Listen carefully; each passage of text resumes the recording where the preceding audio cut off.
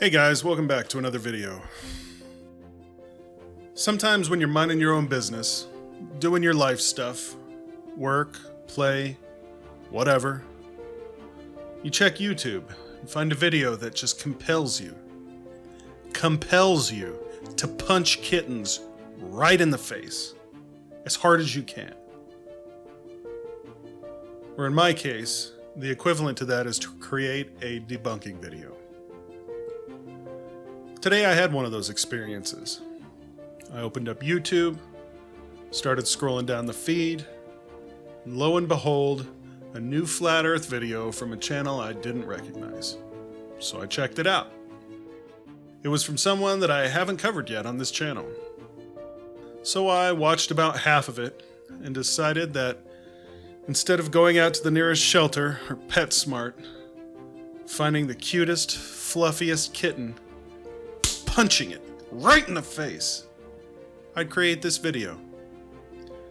So here it is. Welcome to my nightmare. It's Jaren from Jism, back with another video for you today. A globe with gas pressure next to a vacuum? Yes, another runner-up in the growing list of pseudoscience that's taught to us as actual science.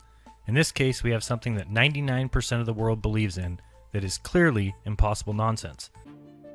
Like I said before, this is kind of like therapy for me, making these videos, and so I'm probably going to have to repeat myself like a mantra.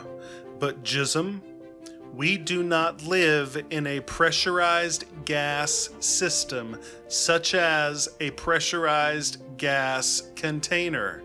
We have atmospheric pressure, and the vacuum of space does not suck. And now, we will show that. To show an example of how religious zealots refuse to recognize deception and instead argue in favor of the deceivers, we are going to be listening and commenting on a small portion of a recent Flat Earth debate video, number 701, called Wiggles Fallacies. Of course, on the Nathan Oakley 1980 channel, Oh God, please no. Please, please no. Please, please, please, please don't put Nathan Oakley. Oh God, no, please. You can find all of these debates and catch them live as well. All of Nathan's channels are linked in the description, but you gotta check it out. It is an open hangout where anyone can jump on the panel and debate the shape of the Earth. These videos can be found daily, and so I do recommend that you subscribe so you can keep up to date with the Flat Earth debate. So let's dive in, and I will be stopping the video here and there to show you some diagrams and to help you, the viewer, understand. Now we are picking up from a point where Wiggles, a regular on the show who argues on behalf of the globe, is telling everyone that he has checked Himawari photos of Earth and contrasted them with ISS photos at the same time, and that they match. Nathan is arguing that space is a fake medium and pointing out the Wiggles fallacy of affirming the consequent, if P then Q, Q then P. If these pictures of clouds claim to be taken from space of Earth match the ones taken from Earth, then the pictures must be taken from space. It's a formal logical fallacy. Now let's listen in. Oh no, I'm not. This just doesn't prove something. It just is a test that would show that there was a contradiction there. Like I'm looking for a possible contradiction. If the cloud formations were different, then I say, well, okay, then something's up here. No, that would no, they're taken from a fake region. Don't worry about the cloud formations. They could just easily replicate them, like I can replicate Narnia out in a region of Scotland, and just say that I've gone through a wardrobe to get there. Like you're saying that you've gone into a region that can't exist to take these pictures. You mean like a floating pizza with a big glass dome over it? You still don't seem to be getting it. You're ignoring my debunking of the region the pictures have come from completely, Wiggles. You keep reasserting that you want to make your point regardless of the problems revolving around the region that they're taken from. You're just ignoring that, right, Wiggles? Moving on because it doesn't fit with your example. At this point, someone posts in the chat a link to a video detailing the Himawari photos are simply layers. Wiggles then clicks the link and says, "Oh, it's a Mark Sargent video, so it's from a flat earther. Can't trust it." Oh, okay, gotcha. If any flat earther posts a video, we should ignore it. It can't be trusted.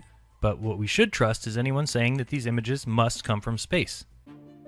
No, we shouldn't ignore it. we should debunk it and then mercilessly ridicule the creator. That makes sense, Wiggles. No room for deception there. Right, but we can trust the region that we're the defies the ones that second don't law have of an open mind, thermodynamics, right? can we? So we should just ignore all of our objections and trust that you can defy the second law of thermodynamics in this region no one's going to. You've not been there. You saying you've compared what the Himawari does. You haven't. You haven't been there. You don't know that space is real. You haven't got the vaguest clue. It defies the second law of thermodynamics, but you'll defend it to the hilt, or at this stage, just completely ignore that objection and move on to the pictures anyway, and start picking them apart, even though they can't possibly be real. Well, let's address that that you think space violates the second law of thermodynamics. Oh, really? Let's What, address like we've been that. trying to do for the last 50 minutes? Well, yes, it does violate the law of nature that is the second law of thermodynamics. It's a law because it has never been proven wrong. Ever. Hence, it's a law. Hot flows to cold, high pressure to low pressure, always and forever. You know, I'd be willing to bet my kid's college fund that Jism, you don't have any better of an idea of what the second law of thermodynamics means than Nathan Ice Pick in the Ear Oakley does. Just because it's fun to say and it makes you feel like you're smart, doesn't mean it proves your argument. Yeah, sure. Yeah. Yeah, no worries. You can't have gas pressure without a container. The gas that we all breathe needs something to press on. It's pressure. That's what defines it. So at the top, Wiggles, of your belief in a vacuum, what's the gas pressure pressing on? It's not pressing on anything. Well, then it can't be here. It would dissipate into the vacuum. The gas would fill the space, Wiggles 2019. If it's not pressing on anything, it's going to disperse, Wiggles. Okay, yeah, so for clarity, Nathan, I'm going to now entertain the idea that you are saying. It's not my idea that I am saying. It is. This is probably the 6th time I've said this on this show. This is not my idea. It does not need entertaining. It is a law of nature. Not my idea. But Nathan, don't you think like all these professors would have picked up on this if there were a contradiction there? Don't you think all these professors who study the thermodynamics, entropy, wouldn't they have picked up on this? They did. I've got a video out from an MIT professor that explains that if you have gas pressure next to a vacuum and you don't have a barrier, the gas fills the space. And so I do happen to have said MIT lecture, so let's watch together so we can verify what this professor is saying. All right, let's try another pretty simple process. Let's just take a gas in some volume, V, and over here is going to be vacuum of equal volume, and we're going to remove the barrier. You know what's going to happen spontaneously, right? The gas is going to fill the available volume once it becomes available, right? The gas is going to fill the available volume once it becomes available. So it seems they do know this, Wiggles. It's a law. A natural law. Not my idea. Not something that needs entertaining. A natural law. A natural law that you're misapplying to Earth that doesn't have a container. One thing you either refuse to understand or are just too inbred to understand is when they remove the walls separating the vacuum from the gas pressure equalizes. That means that the pressure is the same here as it is here, which is not what we live in. We do not live in a pressurized gas container. We have a gradient of atmospheric pressure. The pressure at sea level is usually around 14.7 psi, but it gets lower as you increase your elevation. Why do airplanes have oxygen masks? Why do climbers ascending Mount Everest have a hard time breathing? Because there's less air at higher altitudes. The gas would fill the space. Yeah, wouldn't all these professors realize that? Yeah, they in do! the face? Are you deaf? Alright, calm down, Habsburg Jaw. Now, I don't know Wiggles. He seems like a relatively smart guy, but the incessant repetition of stupidity starts to make him flounder. So I'm going to cut through some of this stuff and get to the meat and potatoes. Okay, so Nathan, if the second law... Seems like you're asking me a question. Do you have any proof beyond your religious belief about what Earth is and what space is that defies this natural law that holds true always? It's like you're stuck here. You can't get past where you're like stumbling over your own belief.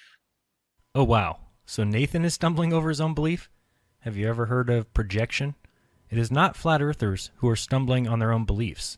It is those who claim space is real, despite the evidence against it. It's those who cannot shed the chains of public indoctrination. They are the ones stumbling over their beliefs, because their beliefs cannot stand up to the scrutiny of real science. Yes, Nathan is stumbling over his own misinterpretation of a law he doesn't understand. Ever heard of denial? Ever heard of paranoia? Ever heard of stupidity? It's flat earthers who are suffering from this paranoia-based delusion of some grand conspiracy, fueled by their lack of knowledge and inability to comprehend simple scientific principles. And you wouldn't know real science if it walked up and punched you in your empty head. Science that follows the scientific method and not the worldview of some men who use math and antiquated axioms and unproven theories to sell the world on the fantasy that is planets and galaxies in an endless vacuum where all these places exist. Unproven theories like the Earth is a pizza covered in a dome that literally no science, no equations, no observations, nothing back up? Okay. All right, let's lay this out in a few diagrams to explain it. But first, we may need to spin the MIT chalkboard so that people better understand the second law of thermodynamics. And so now we will have the gas pressure at the ground level and the vacuum on top of it. We can watch, but the same holds true. Take a gas in some volume, V, and over here is going to be vacuum of equal volume, and we're going to remove the barrier. You know what's going to happen spontaneously, right? The gas is going to fill the available volume once it becomes available. Now, globe proponents have only one answer, and that answer is almost always the same: gravity. Yes, good old magic sauce. So gravity holds the gas to Earth. Yeah, gravity holds the gas to Earth.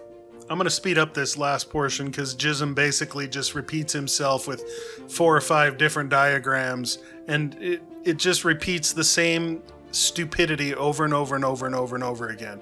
And it just illustrates how little he's actually thought about this, because I'm sure this has been explained to him 1,000 times. It's been explained to all flat earthers 1,000 times, but they can't admit that gravity is real. They'll try to replace it with density or buoyancy, which is funny, or electromagnetism, or whatever they can, put their 7 active brain cells together and come up with, but it doesn't replace gravity. Gravity exists. Yes, we're confused as to why it exists. We haven't found the particle or figured out why gravity exists. And Einstein tried to explain it a different way than Newton did. Yes, Newton's law still applies. It still works, as does Einstein's. They apply to 2 different, very vastly different situations, but they still work. Gravity is real. Gravity holds the gas to Earth. And once again, the vacuum of space does not suck.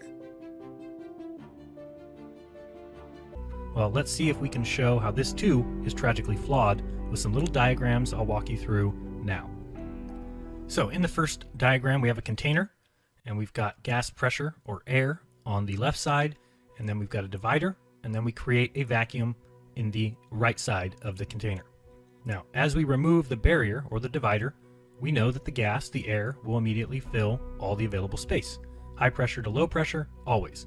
In this case, we'd still have gas pressure because we are in a container, giving the remaining gas something to press on. Now we'll go to this next diagram where we're going to move. Instead, we're going to rotate our container, and this time create a vacuum on the top and the gas pressure below. Again, when we remove the divider, we know exactly what will happen. The gas will fill the void. Again, we still have gas pressure because we have a container, which is a necessary antecedent because we can't have gas pressure without the container to press on. Alright, now I've changed the diagram a little bit because I've taken the top off my container. We've made a vacuum on top and we have gas pressure below. We can only have gas pressure because the divider is there and we have a container below allowing the gas to press upon something. Alright, so now I have removed the walls in the vacuum and made it an infinite vacuum like we are told exists all around us. We can still have gas pressure though, below and in the container. But what do you suppose would happen if I remove the divider again? Well, if I take the top off the container which holds the gas, it is instantly gone into the void. Unless gravity exists, pulling the gas down, creating atmospheric pressure and a gradient. Which is interesting because that reflects reality. High pressure to low pressure. Second law of thermodynamics. Well, of course, our gas pressure is all gone. It has nothing to press against and will immediately hold to that second law of thermodynamics and dissipate into the endless vacuum above. Now let's see if we can test the only explanation globe defenders have. It gets them out of all jams, maybe this one too. Will gravity hold the gas to the Earth? Now, if this was the case, if gravity holds gases to the Earth, then it will be quite easy to test this. Now, I don't have a vacuum pump or a chamber to do this test, but many do. I've seen people with vacuum chambers on YouTube. So let's look at this example. Let's say that we are on a sphere Earth and that gravity is, as Newton said, an attraction between masses. So we are on Earth and gravity is pulling down. In the left side of the chamber, we have gas pressure or air. On the right side, we create a vacuum. Okay, now here's the problem for globe defenders and space religious zealots. If I lower the divider just a tiny bit, just bring it down a hair, what do you think will happen to the gas on the left? Is this what globers believe? That only the gas at the top would fill the vacuum? Or would the gas fill the entire available space? Well, if you believe gravity holds the air pressure down to Earth, even though there is an adjacent vacuum, then you have an untested and an unproven claim because the gas will dissipate and fill the entire void. High pressure to low pressure, always. Didn't you mention real science earlier? One thing you didn't say was how tall your container is. Is it 4 inches high? Is it 4 miles high? Is it 400 miles high? How high is that little space you put in between the vacuum and the container? What's the pressure of the container on the left? How heavy is the gas? See, there's lots of different facets of science and the scientific method and scientific experiments that you don't understand. You just repeat scientific experiments and scientific method as though that actually means something, because it doesn't mean anything if you don't know how to do it right. Now again, we'd still have gas pressure, but because we are in a container, giving the gas something to press upon. To show the impossibility of the consensus scientific belief, we again need to make the vacuum infinite. We again pull down our divider just an inch, and what do you think will happen? Well, of course, the high pressure gas will exit the chamber into the adjacent vacuum and be gone forever. No ifs, ands, or buts. Find someone with a vacuum chamber who can do this test at ground level where gravity is said to be the strongest, and you'll see if gravity will hold the gas to the Earth or if the gas will adhere to the second law and exit the vacuum. Well, since gravity does exist, the gas would exit the container, mix with the atmosphere, and become part of the atmospheric pressure and the gradient that we experience in reality. Now let me show a diagram that shows what we are taught. There's the Earth, and on it we have gas pressure. But there's no container. It is simply pressing down. But above that is the endless, expanding, empty, extremely low pressure of outer space without any divider and without a container. Well, that's simply insane and impossible. No, you're insane, and I find it impossible that you can even tie your tennis shoes. Of course, the gas pressure with no container and no divider will do what the second law of thermodynamics requires. It will go from high pressure to low, it will immediately leave Earth and fill the adjacent void. Unless acted upon by an outside force, like gravity. No gas pressure, no air, nothing. Just the vacuum of space we are all taught exists all around us. So consensus science says we live on a sphere, a globe with this tiny sliver of gas pressure or atmosphere or air surrounding us. Yet this all exists next to an endless vacuum? But there is no container, no walls, no ceilings to press upon, and worse still, no divider. Well, it is simple to prove this is not reality, as with no divider, no barrier, you'd immediately lose all atmosphere on Earth to the vacuum of space. If it's so simple to prove, why don't you prove it? No one has proved it. No flat earther has ever proved it. All you've done is repeated the same misunderstandings of the same phrase that you've all heard somebody else say, so you repeat it ad nauseum as if you understand what it means, what its implications are, and what affects it and negates it. There doesn't need to be a container for atmospheric pressure. There just needs to be the one thing that you guys can't admit exists: gravity. None of you can admit it. That's one of the requirements to be a flat earth priest, is to toe the line and say that gravity doesn't exist. You can replace it with whatever dumb shit you can think of, but it doesn't actually work. Gravity works. It always works. It works here on Earth. It works out on Jupiter. It works with the moons of Saturn. It works with spaceships orbiting whatever. It works. You can't explain it because there is no explanation for it aside from gravity works. We don't really know how yet, but we're figuring it out. Maybe we'll figure it out in our lifetime, maybe not. But it works. End of story. It works. This doesn't even take into account that the Earth is said to be spinning at 1,000 miles per hour at the equator. Ever been on the gravitron? As it spins, things are flung outwards. The atmosphere, the air, the gas pressure would be flung outwards, and of course, we would never even get to that point because there is no divider. You know, there's nothing more vomit-inducing than Nathan Oakley's voice, other than my fond memories of riding the gravitron when I was a kid at the fair. Oh, the gravitron.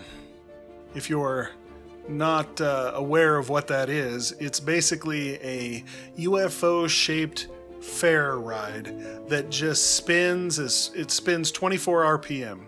It's huge. It's like 50 feet wide, and you basically stand up against the walls of it and you feel what real centrifugal force is. It's almost like a G simulator that the pilots and astronauts have to go through. But anyway, it spins and spins and spins, and it made me vomit for hours.